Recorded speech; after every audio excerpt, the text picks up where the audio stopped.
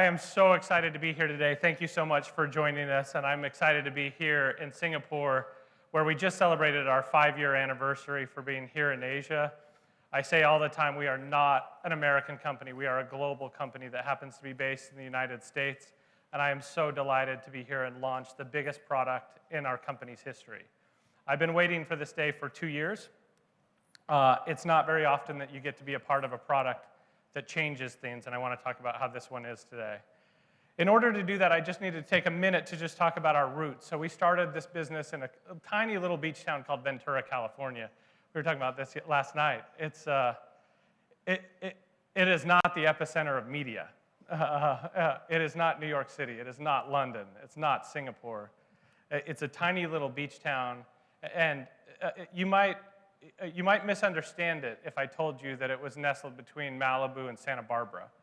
Because the thing you would misunderstand is it's a town that still has a middle class. It's maybe the last one in all of California that is a beach town that still has a middle class. It's largely driven by agriculture. And there's really only 2 big businesses that have ever come out of Ventura. One is Patagonia, and the other one is an emerging company called The Trade Desk. I am so proud of where we come from. It is here that we were able to build bid factors, and it's where we started shipping product every single week, almost 9 years ago. So I'm super excited to talk a little bit about some of the things that we built today. But being in this tiny little beach town made it possible for us to stay focused. We were not in the Silicon Valley. We were not in New York City. And it made it possible for us to rethink the way things are done in some of those other places. Instead of keeping up with the Joneses, let's think about how we can do things differently. It also made it so that we could focus on people. And I think that's something that we've done just a little bit differently than most technology companies, is we've been very people-centric. Dave, my co-founder, he likes to surf a lot, as does some of our other members, like Mitch, who's here, runs our country manager in Australia. But he used to have something called board meetings, where he would take people out on the surfboard, and that's where we would bond with some of the team. You see some of them sitting there. But since 2009, we've come a long way. Initially, we were like most DSPs, where we focused on display ads. That was where programmatic was born. And I felt really honored to be a part of the birth of programmatic when I founded AdECN and sold that to Microsoft in 2007. But back there, and even at the start of the Trade Desk, 100% of our revenue came from display ads. Today, we run in almost every single digital channel, with the most promising of which being in connected TV. This year, we will serve trillions of ads to almost 4 billion people around the world in every single country around the world. But we're not done yet. We have 23 offices around the world. We have a mantra inside that says we're only 2% done. And that actually comes from a back-of-the-napkin math, which is this industry will be $1 trillion industry in less than 10 years. And when I say this industry, I don't just mean digital, I don't just mean programmatic, I mean all of advertising. And advertising will all be transacted digitally and programmatically. There is no good reason for it not to be. Even if something shows up on a billboard, there's no reason why we need to transact it on a piece of paper or on a billboard. The same way with print or anything else, all of it can and will be transacted programmatically because it's better. So as we march towards that $1 trillion number, and if you look at what's in programmatic today, it's about 2%, a little more than 2%. But our biggest strategic asset is people, not just our own people, but our clients. Tens of thousands of people log into our platform every single day to use our tools. And honestly, I think we can do better than what we've done today. So it's just such an opportunity for us to give time back. So for the last 2 years, 40% of our engineering resources have been spent building this product.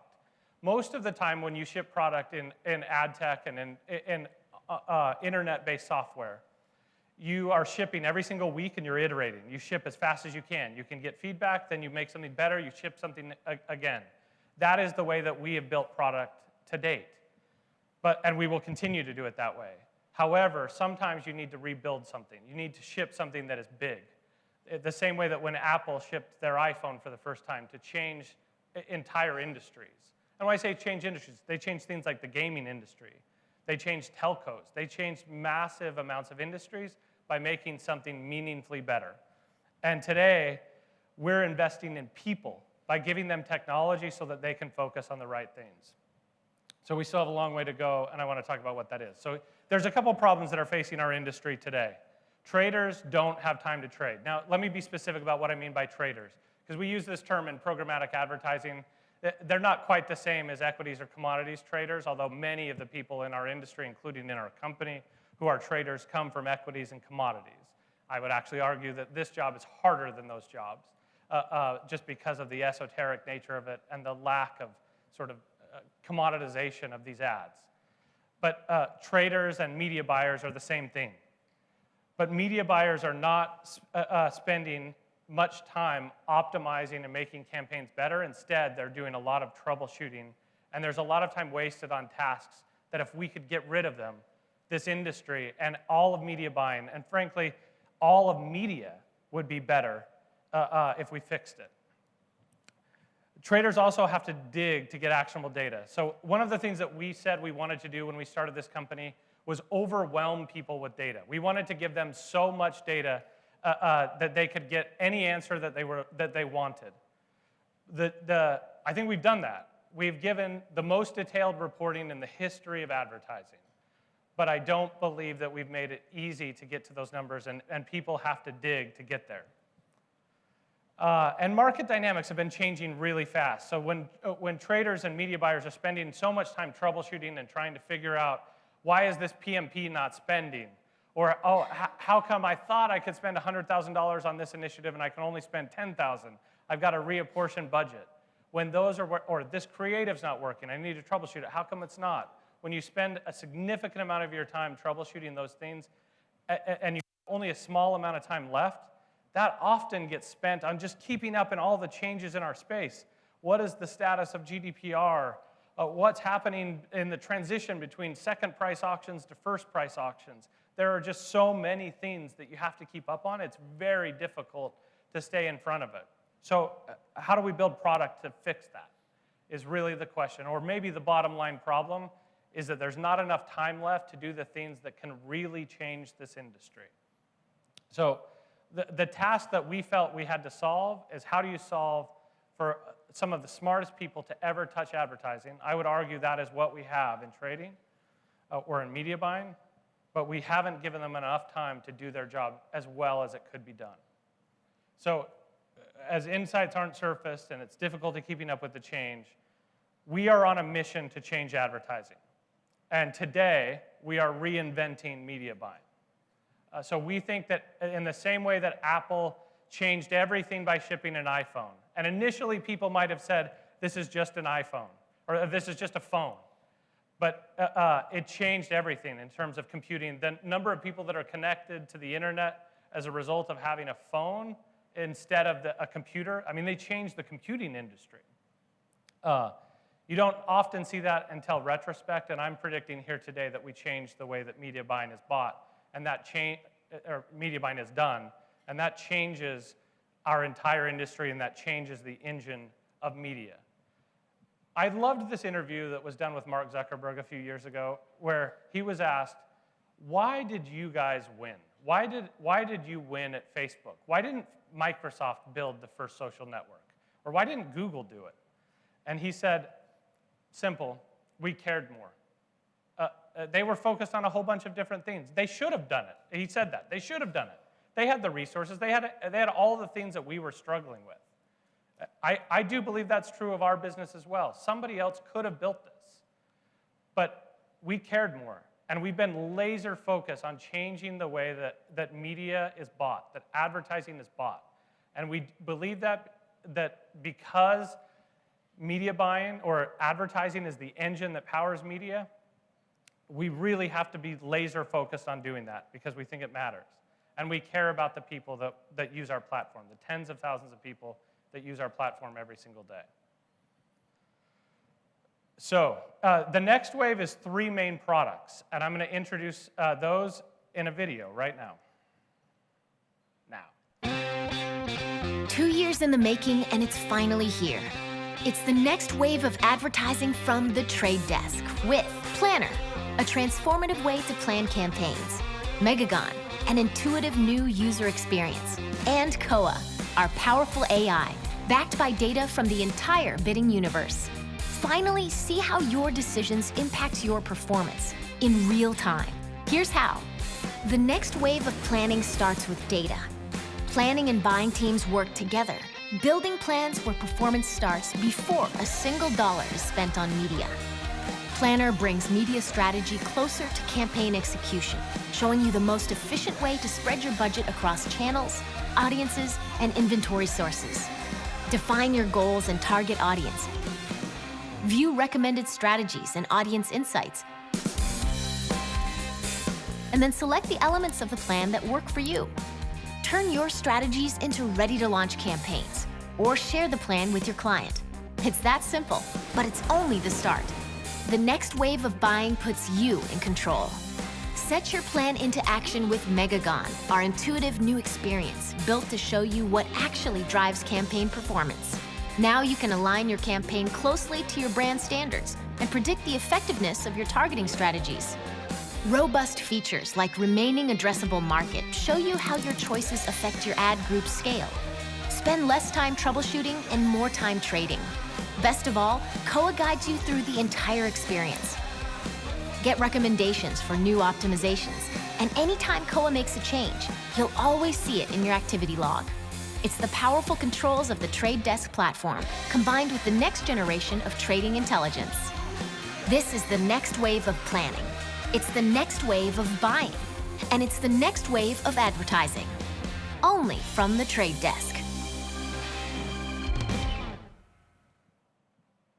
So excited to walk you through some of the details. So today, the 3 products that are included in the next wave are Planner, which is a new data-driven planning tool, Megagon, which is a new and intuitive trading interface, and Koa, the Trade Desk artificial intelligence that powers all of this. So media planning has not changed much in the last few years, and that's a shame because there's an opportunity for us to be so much better as an industry, and we believe that data-driven needs to start at the very beginning of the process and not in the middle of the process. So what we did, initially, we weren't sure if we wanted to build a planner. And we went out into market and said, let's look at everything that is out there. And we were shocked at what we found. I was shocked by a couple things. Nobody starts by asking you, what are your goals? And there's very little data ingested into the media planning process. It is done by, on that last screen, like bubbles and phone calls and media mix modeling that it doesn't use the data that it could. And in our view, digital is where all the data is. That's where you get all the insights. And what is too often happening is a plan is done upstream, and then digital gets handed the answer, saying, oh, here's your budget. And then you say, oh, how do we come up with that number? And part of the reason why traders and media buyers are spending so much time shuffling budget around is because they were handed a bad answer in the first place. Somebody should go up and tell them that we can't spend that much on that. Or, hey, I can spend way more on that, and that's the most productive part of the plan. How do I get more for that? But we haven't made those two closely connected. So we built a platform or built a planner that starts with questions like, what is your budget and what is your goal? So that we can then answer the questions like, how much should you spend on connected TV? How much should you spend on digital radio? And we also then ask you some important details that are going to create restrictions on the campaign. Because we think all smart planning should start with data. So instead of digital getting the answer, digital should help provide the answer. Take all the data that we have in our world and make it possible to inform everything else. So as I mentioned, there's also this opportunity to create restrictions on the plans that you're creating. So we've introduced a new concept to media planning, which is called Rails. This actually finds itself throughout the entire media buying process going forward. So as we mentioned, there's a new UX. You'll see something called Rails. I want to explain what it is. These are the non-negotiable restrictions that you can put on your own campaign. Because there is no way for you to create a good media plan if you don't know what those are. Let me give you an example. I run a shoe company, and I do not ship shoes to Malaysia. I don't have a license to do it. I don't have a business there. You can tell me all day long, inventory is on sale in Malaysia, and people want your product in Malaysia. That may be true, but I can't do business there. So in the tool, don't tell me that media is on sale in Malaysia, or don't, even worse, create a media plan that says, hey, we think you should spend in Malaysia. Here's the plan. Click OK to activate Malaysia. You can't. Or you could say, like Group M a couple years ago had a very strict viewability requirement. If you say, oh, this is a non-negotiable, then that should be baked into every plan that you make, because it'll change what sites you run on, it'll change how much inventory you have access to, and it'll change the CPMs that you pay. So by putting those rails or those restrictions on a campaign in advance of running it, we can then tell you what your plan should be as a result of it. But if you don't incorporate that in your media plan's not going to be good. That's the reason why media planning isn't good today. So we do that, and we're also going to give you the opportunity to inject audiences from the very beginning. So perhaps the biggest problem in planning today is that audiences aren't taken into account. So most planning is done with back-of-the-napkin sort of segmentation, where you're saying 18 to 24, mostly male. That's it. Instead of, hey, what else can I learn about my audience using data and lookalike modeling against the entire third-party data universe? So if you just start by saying, here's a group of my customers, whether that's through a pixel or whether that's through your CRM solution, and saying, these are my customers. There's so much modeling that can be done to go find more like them and then point you in the directions of where those people exist. And it's there that we can say, oh, you could get incremental GRPs, not just on connected TV, but you realize how many of your consumers are on Spotify? There's so many that you could reach there. And when you take into account how affordable the media is in digital audio relative to other things, we should be spending more there. We can incorporate that into the media plan as long as we start by getting a detailed view of what an audience looks like. At the end of that, you're given a list of strategies, and you are given choices. And that's something that typically hasn't happened in the media planning process for digital. You're handed the answer. So instead of being handed the answer, you now are given a bunch of choices where you can decide what you activate and what you don't. And then maybe the most beautiful part, and as we've showed this to our own traders, this is where they get really excited, is they get to push this button. After looking at the plan and selecting what they want, they push a button, and all the ad groups are automatically created. So one of the biggest problems that has been done in the past is that the media planning tool and the buying tool are not even in the same zip code. They don't communicate with each other at all. In fact, there's often a bunch of paper or emails in between those things that make it so there's data entry in here, there's data entry in here. With the click of a button, we start that process, and we make it so that you're getting the time back to spend optimizing and improving campaigns. So planning starts with data, it starts with goals, and it starts with people who have a hypothesis about how to reach them. So let's talk about Megagon. So we've talked about we're going to improve the entire process. We've started with the media planner. Let's now talk about the buying interface. So Megagon is a new, more intuitive user experience. Let me explain what a Megagon is first. So when engineers ship software, they want to name their releases. And part of the reason they do that is because they want to be a part of something that is progressing. And so in Silicon Valley, there's often a competition to decide how you name what you're shipping. So even though it may be called iPhone 10, they're going to call it something different inside of Apple.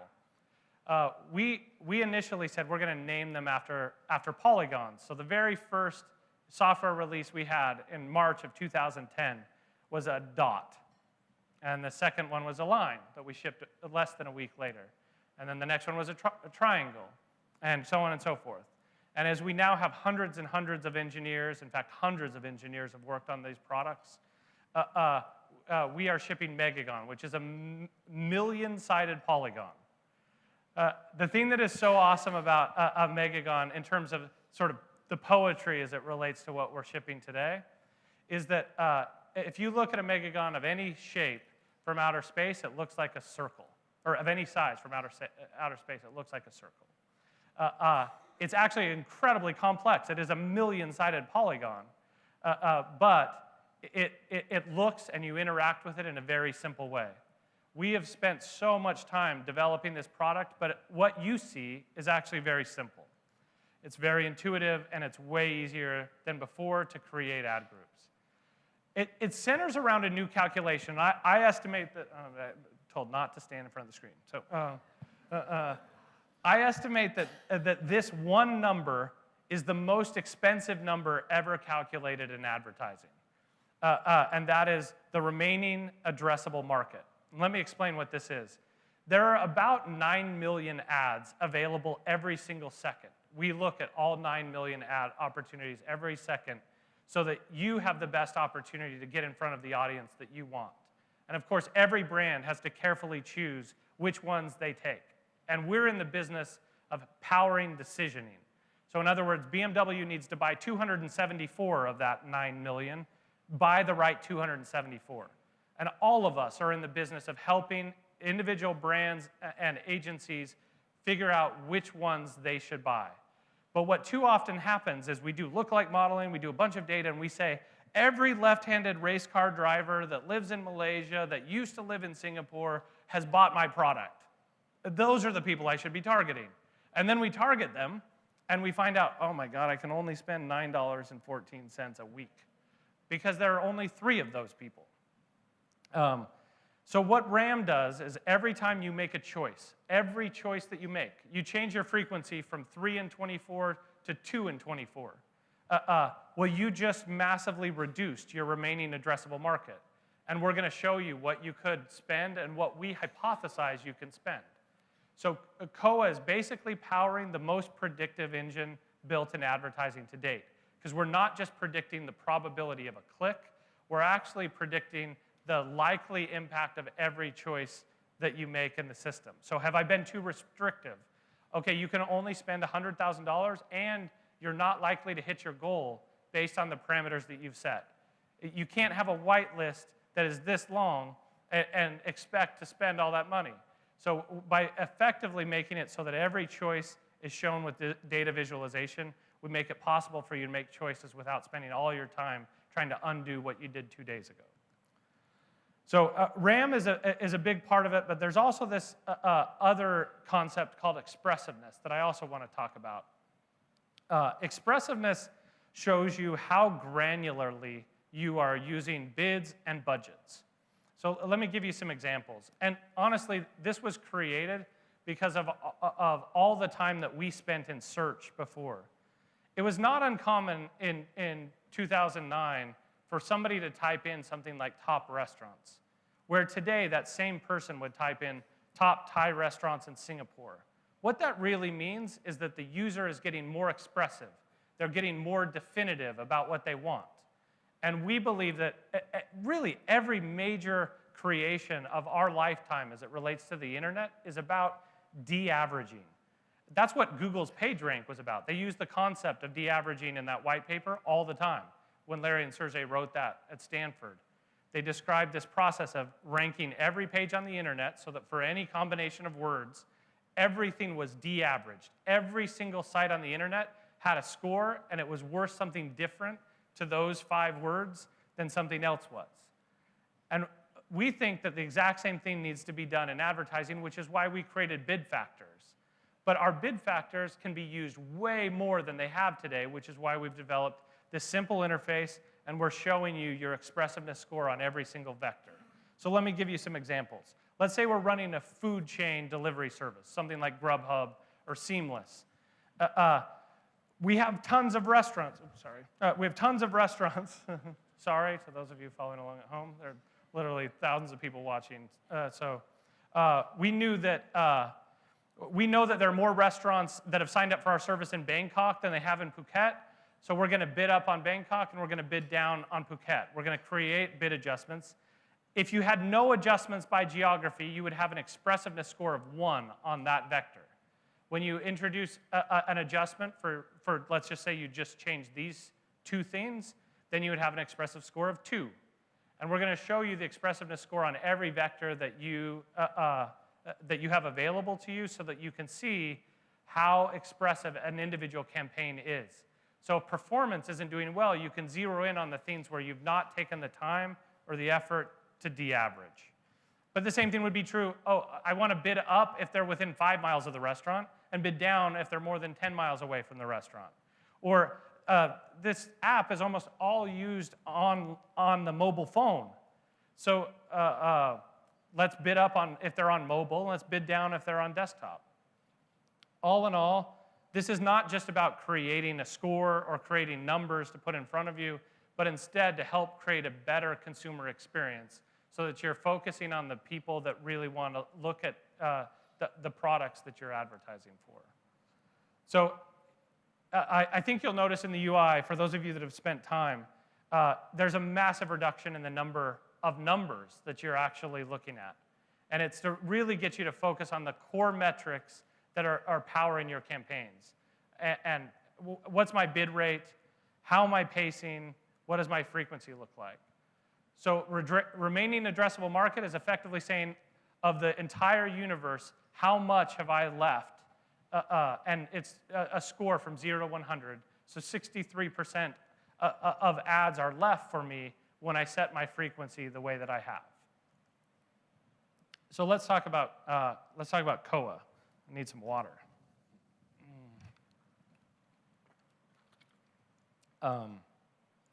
So COA is the AI that's powering everything that we've talked about today. But I would also say that, let's find out if I kick that over later. That basically from the planning process to the renewal process, there are a whole bunch of places where we think that AI can be injected. Let me start by just talking about the way that we think about AI, because that word to some people has become a scary word, and it has become synonymous with a concept in people's mind that robots are taking over something. That is not what is happening here. We believe deeply in the AI that enhances people's lives and enhances human interaction. It's not meant to replace it at all. But there are about 7 places where we think that AI can be injected in that process, and today we're going to talk about 4 of them. So, like I said, COA is an incredibly powerful predictive engine. I think we have the start of the best ever created in advertising. We don't believe that there can ever be one algorithm to rule them all. We don't think that's the way that this game plays, and instead, because effectively, and this is why people are so important in this process, we are bidding, budgeting on human behavior. We are trying to win hearts and minds, and that inherently requires human beings to be involved. We believe that people are better at creating hypotheses, and machines are often better at running math and surfacing numbers, looking for data anomalies. But then they surface those, put those in front of traders and media buyers and analysts so that they can interpret the data, they can plan, and create a strategy as a result of that. So here's some places where we're going to inject AI into the process. So of course, market dynamics are changing fast. And there are some battles, honestly, that should be won at the platform level. And the first is predictive clearing. So when I say it should be won at the platform level, we are looking at that those 9 million ad opportunities every single second. And we are looking across entire SSPs. SSPs typically make changes across their entire platform at the same time. So as people modify their auctions, which they should be more transparent in doing that, but they often haven't. As they've modified their auction to go from second price to first price, changes need to be done. In case you're unsure of what I mean when I say that, here's what a second price auction was. And 5 years ago, this is the way that our industry was run pretty consistently. If you bid $5 and the second highest bid was $3, you would pay 1 cent higher than that. You'd pay a $3.01 CPM. Today, if you bid $5 and the next highest bid is $3, you're going to pay $5. And many of the bidding behaviors have not changed. And it's really hard to expect traders and media buyers to do any analysis platform-wide because we don't even provide that data. We don't give you all the insights from all 9 million impressions. It's very difficult for you to do that. So what we have developed is a predictive clearing mechanism, which in my opinion, you'd be crazy to not turn this on every campaign going forward. because all we're going to do is look at the bidding behavior or the auction dynamics, not the bidding behavior, the auction dynamics of each of the SSPs, as well as each publisher inside those SSPs to create supply path optimization, as well as combating the move to first price auctions. Because over the last 2 years, CPMs have gone up by almost 40% as a result of just the move, in part as a result of the move to first price auctions. So in our initial tests, and keep in mind that we will iterate on this product constantly. So if we're not doing above 30% a year from now, I'll be disappointed. But I believe our initial results show that we have at least 20% change or reduction in CPMs as a result of predictive clearing powered by AI. This is one of those places where it's a no-brainer. In the switch between man and machine, or in the division of responsibilities between man and machine, the machine should absolutely be working on predictive clearing so that traders and media buyers can focus on other parts of the optimization process.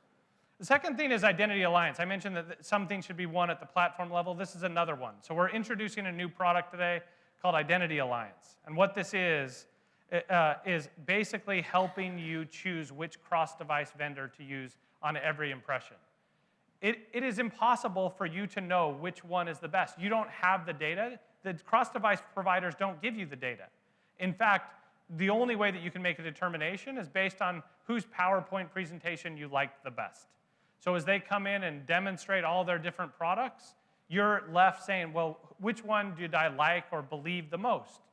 And instead of making choices that way, what we've done is we've changed so that it's made on a per impression basis, and you can actually get a supercharged cross-device graph. So before you had to choose one vendor, and now you get all of them at the same time.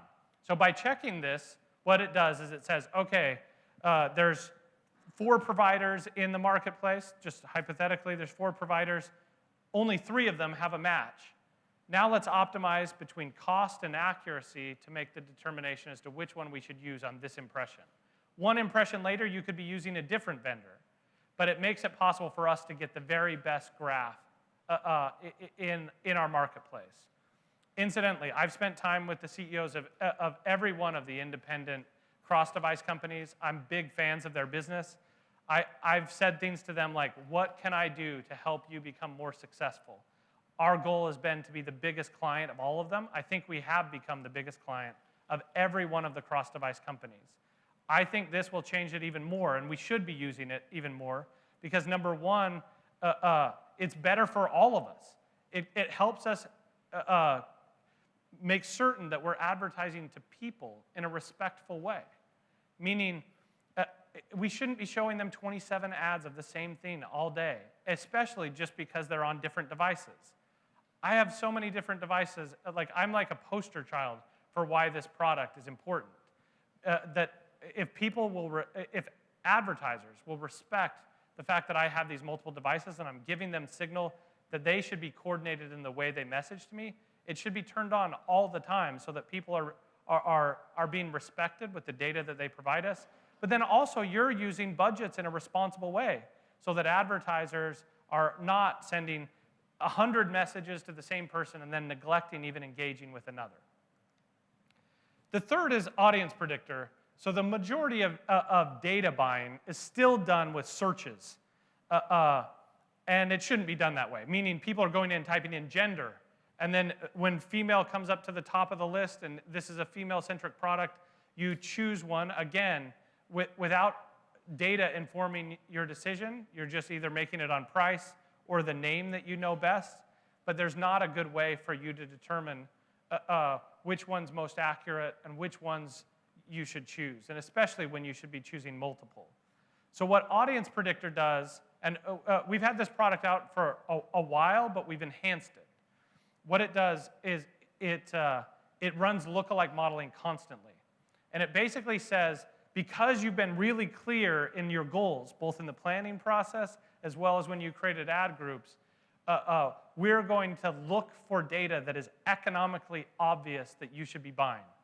If it is economically obvious that you should be buying this, that it is going to enhance performance, we can just buy it. So by checking this, it makes it possible for us to layer on as much data as possible while only buying the data that will have a positive ROI. By having one of the best robust, or the most robust predictive engine in advertising, this becomes a critical part of selecting audience. And then the last thing is a recommendation engine. There are times when we're looking at numbers that it becomes obvious that the machine should point something out to the human being. And so going forward, in the UI, you will see recommendations. And essentially, we're going to predict where you can make changes, but we're also going to predict how it's going to affect performance and how it's going to affect reach. Because that can be something of whack-a-mole, where obviously performance and reach can be at odds, there's strategic decisions that have to be made. This is the reason why we think forever human beings will be exercising judgment in this process, which is why we're surfacing the recommendations, surfacing the data anomalies, as I said before, so that you can validate or invalidate your hypothesis and then create the right changes. So, but I just want to be super clear. Our goal is to give you as much visibility and control as we possibly can. But I want to come back to the place where we started. We are a technology company whose greatest asset is its people and its clients. We're in an industry that is so esoteric. It is so nuanced that it takes months and months for anybody who joins this industry for the first time, even if they come from really advanced analytical backgrounds like commodities and equities traders. It takes time to understand this space because we're bidding and budgeting on human behavior. This is not about buying low and selling high. We are talking to people, and we are in the business of winning hearts and minds. And what that means for us is that we have to give you the tools so that you can spend the time actually affecting hearts and minds, so that brands can say something meaningful. I really believe today media buying is changing going forward. And it's been our goal to put you in control of that. In the same way that the first iPhone affected gaming, it affected the telco industry, it affected the computing industry, we believe that we're changing media, we're changing advertising agencies, and in the same way that bid factors made the trade desk different and gave you more control than a line item-based system did, I think the distance between bid factors and what we've shown you today is even greater. So I'm so excited. 2 years in the making, hundreds of engineers, I think over $100 million have gone into the products that we just talked about. It's super exciting for us to be launching this on this very day. I'm so excited to be doing that here in Asia. While this is a global release and there are people watching around the world, in Europe and North America, I'm super excited to be launching it here. Not just because the day starts here, but because there is so much opportunity around the world for us to grow. And as growth and GDP growth here, and growth of middle class and GDP growth is happening at a faster rate in Asia, it's a place for us to lead the way. I'll let that talk for a second.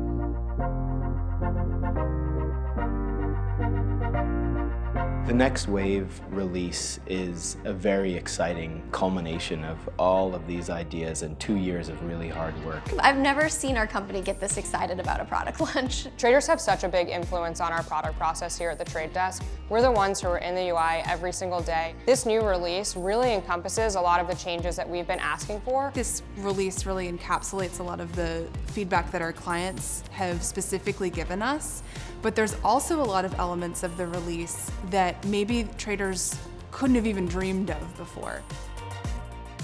I spend a lot of my time traveling the world, talking to all of our different clients to really understand what their problems and what their needs were. Over the past 2 years, there have been so many ups and downs, times where we were thinking, this is an impossible task, like no one's done this yet in the industry. How are we gonna pull this off in just a short amount of time? We started to develop our own hypothesis, to develop mock-ups, develop different kinds of proof of concepts and showing it to them to figure out, is this exactly what you guys are looking for? You, the traders, needed something that made it easier for you to do your job.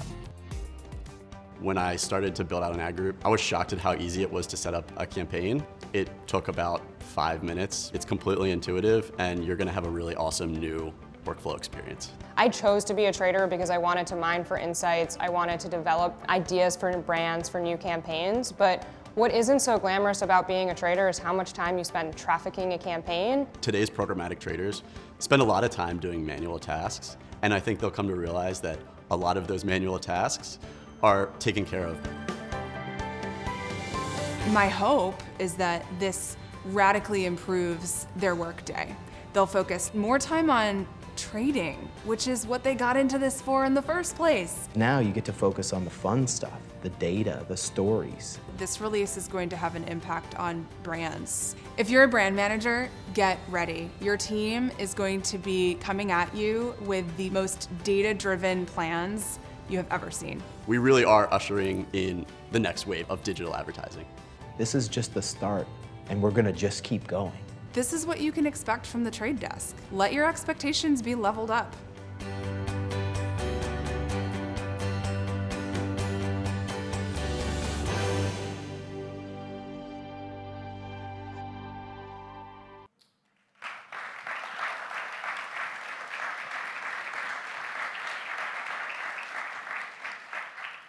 So most engineers don't ever get a chance to work on something that changes the way an industry works.